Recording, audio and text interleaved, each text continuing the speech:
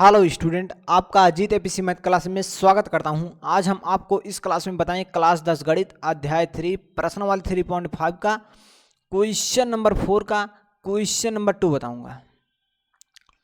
देखिए प्रश्न क्या कह रहा है। निम्न समस्याओं में रैखिक समीकरण की युग्म बनाइए और उनके हल यदि उनका अस्तित्व है। क्या है? यदि उनका अस्तित्व है।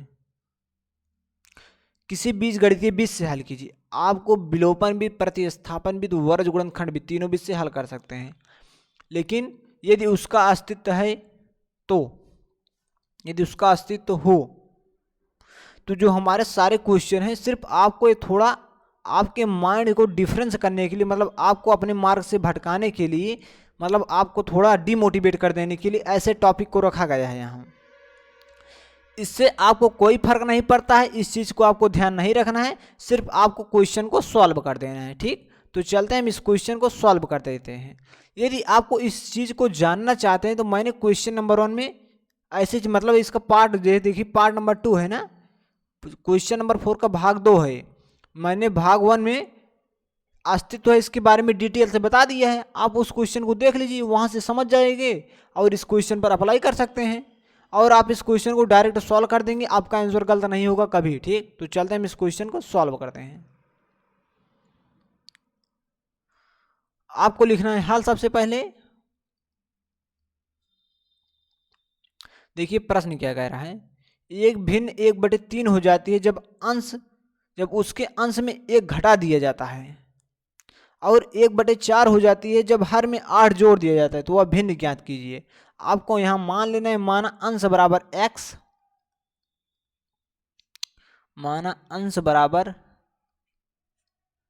x तथा हर बराबर y। भिन्न बराबर क्या हो जाएगा? x/y। अब आपको लिख देना है प्रश्नानुसार।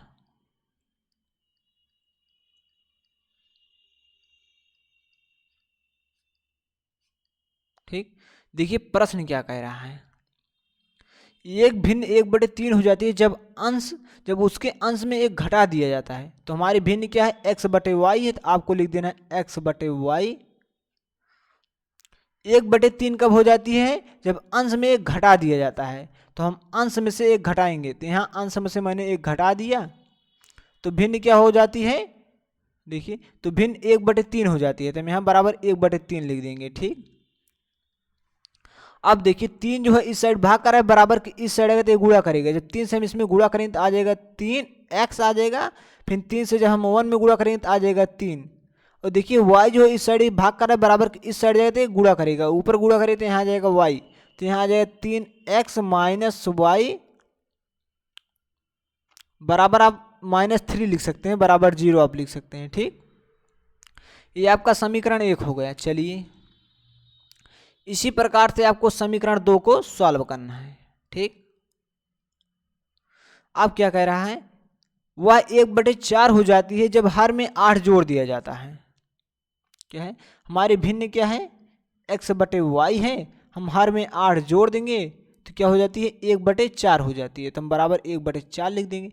ये 4 जो है इस साइड क्या कर रहा है? भाग कर रहा है, बराबर इस साइड आएगा तो गुणा करेगा तो आ जाएगा 4x।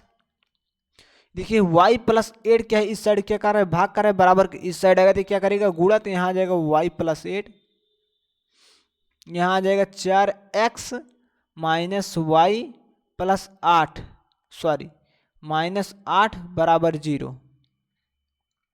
अब यहाँ देखिए आपके प्रश्न में कहेगा है यदि उसका अस्तित्व है। अस्तित्व है का मतलब होता है जब a1/a2 बराबर हो b1/b2 बराबर हो c1/c2 तो अस्तित्व माना जाता है। ठीक, तो उसका अस्तित्व है। यदि a1/a2 बराबर नहीं है b1/b2 तो अस्तित्व है। लेकिन जब a1/a2 बराबर है b1/b2 बराबर नहीं है c1/c2 तो अस्तित्व नहीं है माना जाता है। ठीक, यहाँ देख लीजिए, यदि हम समीकरण 1 और समीकरण 2 से इसे ज्ञात करेंगे तो क्या आ जाएगा? देखिए समीकरण 1 और हम समीकरण 2 से यदि हम ज्ञात करेंगे a1/a2 b1/b2 c1/c2 तो क्या आ जाएगा? देखिए जब हम a1/a2 ज्ञात करेंगे, देखिए a1 का मान समीकरण 1 से a1 का मान क्या है? 3 है। A2 का मान क्या है 4 है। अब हम ज्ञात करें B1 बटे B2, तो यहाँ देखिए y के सामने क्या है -1 है, तो यहाँ आ जाएगा -1। और B2 का मान क्या है समीकरण 2 में देखिए तो यहाँ इसका भी मान 1 है। अब देख सकते हैं यहाँ A1 बटे A2 और B1 बटे B2 का मान, दोनों का मान बराबर नहीं, मतलब 3/4 बराबर नहीं है -1/1 के।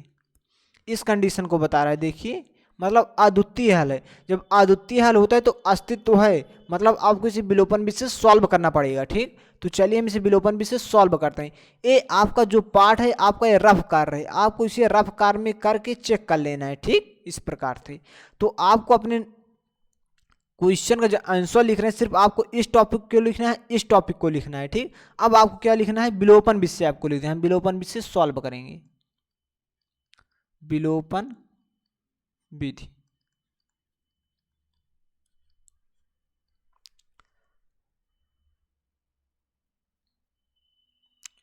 देखिए हमारा पहला समीकरण 3x माइनस वाई माइनस 3 बराबर 0, हम इसे इस प्रकार से लिख सकते हैं 3x माइनस वाई बराबर 3, समीकरण 1। देखिए जो 3 इस साइड है बराबर के हम इस साइड से भेज देंगे तो हमारा समीकरण 1 हो गया। ठीक, अब देखिए दूसरा समीकरण 4x माइनस वाई माइनस 8 बराबर 0, हम इसे लिख सकते हैं 4x माइनस वाई बराबर क्या है, हम 8 लिख सकते हैं, क्योंकि इस साइड माइनस था, बराबर के इस साइड आएगा तो प्लस हो जाएगा। हमारा समीकरण 2 हो गया।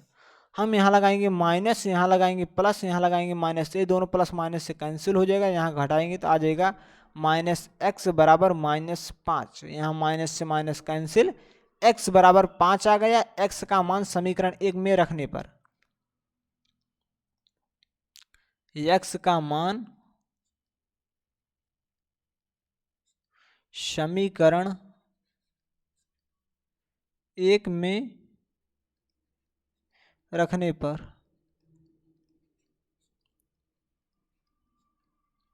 देखिए x का मान समीकरण 1 में रखें तो यहाँ आ जाए 3 × 5 माइनस वाई बराबर 3, तो यहाँ आ जाए 3 × 5 = 15 माइनस वाई बराबर 3, तो यहाँ आ जाए माइनस वाई बराबर, इस साइड प्लस है बराबर के इस साइड आए तो माइनस हो -15, तो यहाँ हम घटा दें माइनस वाई बराबर आ जाएगा -12, तो माइनस से माइनस कैंसिल, वाई के बराबर क्या आ गया 12 आ गया।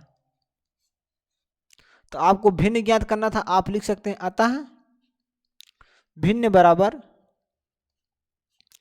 बराबर क्या है, देखिए भिन्न बराबर क्या होता है, x बटे वाई होता है, मतलब अंश बटे हर। तो x का मान क्या आया है 5 आया है, y का मान 12 है, तो आप लिख सकते हैं अतः भिन्न 5/12 है। यहाँ आप लिख सकते हैं चूंकि, ठीक, चूंकि भिन्न बराबर, आप लिख सकते हैं यहाँ चूंकि भिन्न बराबर x बटे वाई बराबर 5/12 आता, भिन्न बराबर 5/12 है। आपका क्वेश्चन हल हो चुका है। कितना आसान है क्वेश्चन, देखिए। यदि आपको क्वेश्चन में किसी प्रकार की कोई समस्या हो रही तो आप कमेंट करके जरूर बताइए। इस वीडियो को लाइक करके चैनल को सब्सक्राइब करना न भूलें, जिससे कि अगले क्लास का नोटिफिकेशन आपके पास सबसे पहले पहुँचे, तो आप उस क्लास को आसानी से देख पाएंगे। मैंने सारे वीडियो का प्लेलिस्ट डिस्क्रिप्शन बॉक्स में दे दिया है, आप डिस्क्रिप्शन बॉक्स चेक कर सकते हैं, वहाँ आपको सारी वीडियो का प्लेलिस्ट मिल जाएगा, वहाँ आप बिल्कुल चैप्टर वाइज पढ़ सकते हैं। तो हम इस क्लास को यहीं स्टॉप करते हैं। वीडियो देखने के लिए धन्यवाद, मिलते हैं अगली क्लास में, तब तक के लिए नमस्कार।